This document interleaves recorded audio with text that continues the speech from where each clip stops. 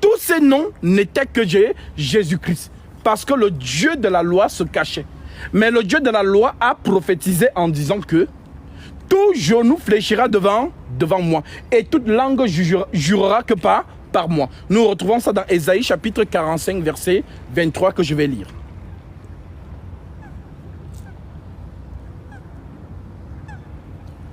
Ésaïe 45, verset 23. L'Écriture dit: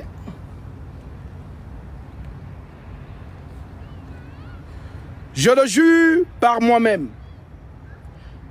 La vérité sort de ma bouche et ma parole ne sera point révoquée. Tout genou fléchira devant moi. Toute langue jurera par moi. C'est la prophétie. Tout genou fléchira devant moi. Toute langue jurera que par moi. Alors voyons la réalisation de cela. Alors les apôtres nous disent dans Philippiens chapitre 2 au verset 5, l'Écriture nous dit: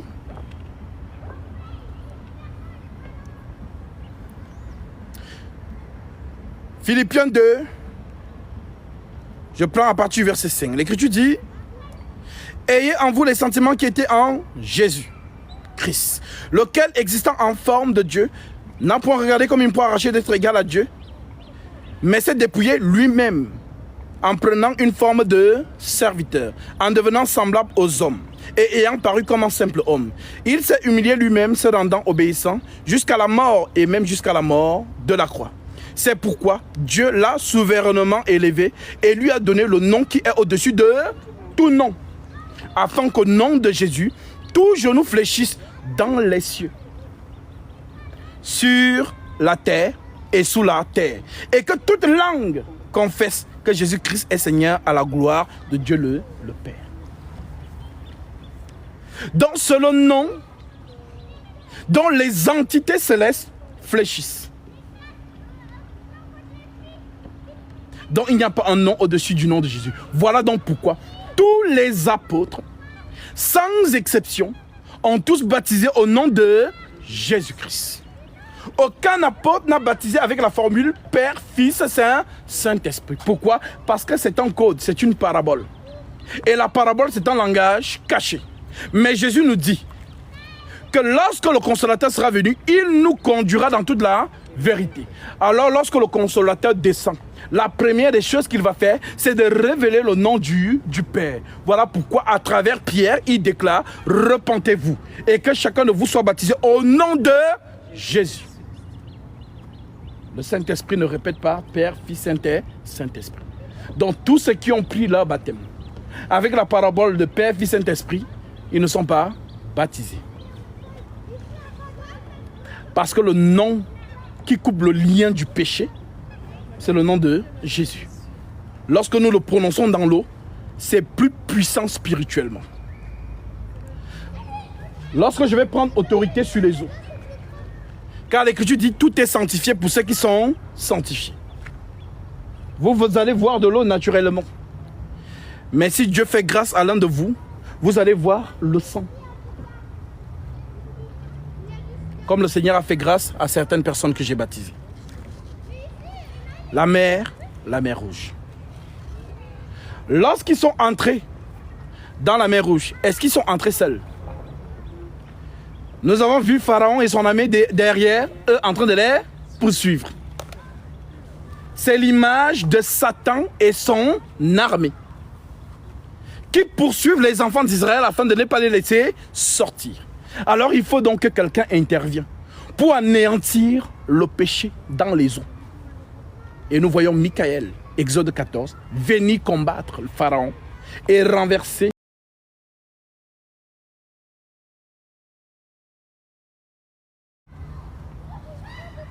Voilà donc pourquoi on prononce ce nom dans les eaux, afin que vous soyez immergés dans le sang de l'agneau.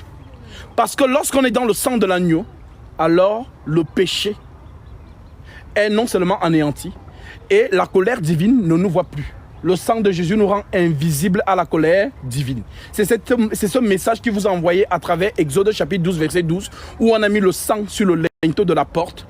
Et lorsque le destructeur descendait, le destructeur ne tuait pas ceux qui étaient dans la maison où il y avait le sang sur la porte. Pourquoi?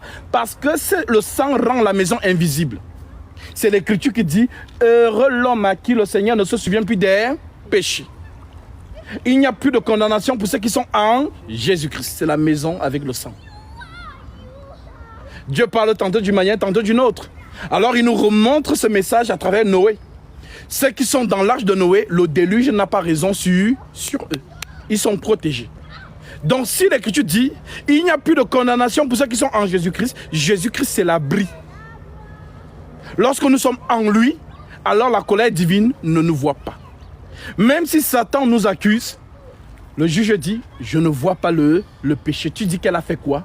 Je ne vois pas. Pourquoi? Parce que le sang de l'agneau couvre cette personne. Alors je vous donne un exemple factuel. Nous prenons Zacharie chapitre 3, à partir du verset 1.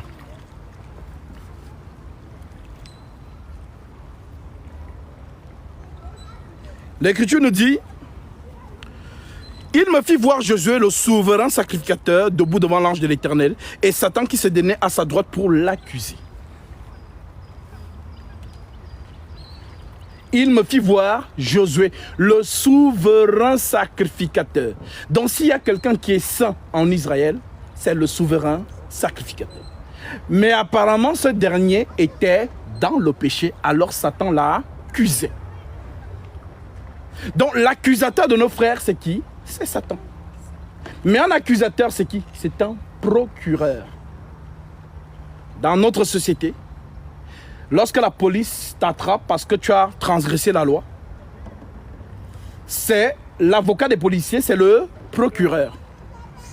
Les policiers vont faire un rapport au procureur. Et le procureur va exciter la justice pour qu'on te donne 60 ans d'emprisonnement.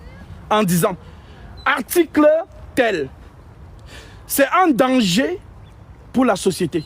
Il faut l'informer, il faut lui donner 80 ans ou 60 ans d'emprisonnement. C'est le procureur de la justice qui le fait, le procureur de la République. C'est le rôle de Satan dans le ciel. Accuser les frères.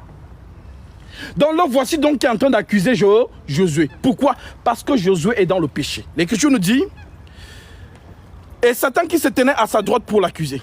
L'Éternel dit à Satan, que l'Éternel te reprime. Satan, que l'Éternel te reprime. Lui qui a choisi Jérusalem, n'est-ce pas là où ils sont arrachés du feu? Or, Josué était couvert de vêtements sales. Être couvert de vêtements sales, c'est être dans le péché. Et il se tenait debout devant l'ange. L'ange, prenant la parole, dit à ceux qui étaient devant lui, ôtez-lui les vêtements sales. Puis il dit à Josué, vois, je t'enlève ton iniquité. Donc Satan avait raison d'accuser Josué qu'il est sale, donc il a péché. Alors lorsque le procureur se présente devant le juge, il ne parle pas avec ses propres mots, il prend les Écritures. Et selon les articles, l'Écriture dit dans 1 Jean chapitre 3, à partir du verset 8, ce sont les fils du diable qui pêchent. Alors Satan prend cette Écriture et présente à Dieu. Il a péché. Tu avais dit que ce sont les fils du diable qui pêchent. Alors Dieu, comme tu es fidèle à ta parole, respecte donc l'article. Mais lorsque Dieu regarde Josué, il ne voit pas le péché de Josué. Parce que Josué est dans le sang de l'agneau. C'est donc ça que Satan ne comprend pas. Mais comment? Ils ont fait ceci, ils ont fait cela. Il accuse tous les jours, mais Dieu dit que je ne vois pas. C'est l'Écriture qui dit, heureux l'homme à qui le Seigneur ne se souvient plus des péchés. Donc Satan ne veut pas que vous sachiez que le sang de Jésus-Christ vous a pardonné. Et tant que tu n'es pas conscient de ce pardon, alors Satan joue avec toi. Parce qu'il veille, il te suit partout. Dès que tu fais quelque chose qui contredit l'Écriture, il t'attrape la main dans le sac et il appelle Dieu. Regarde. Sauf que toi, par le baptême, tu es caché dans le sang de l'agneau. Alors, durant toute ta vocation divine, son objectif, ce sera d'éteindre votre foi. Voilà pourquoi il dit à Simon, Simon, Simon, Satan vous a réclamé pour vous cribler comme le froment. Mais moi, j'ai prié pour toi, afin que ta foi ne défaille point. Et lorsque tu seras converti, affermis la foi de tes frères. Donc, tout au long de votre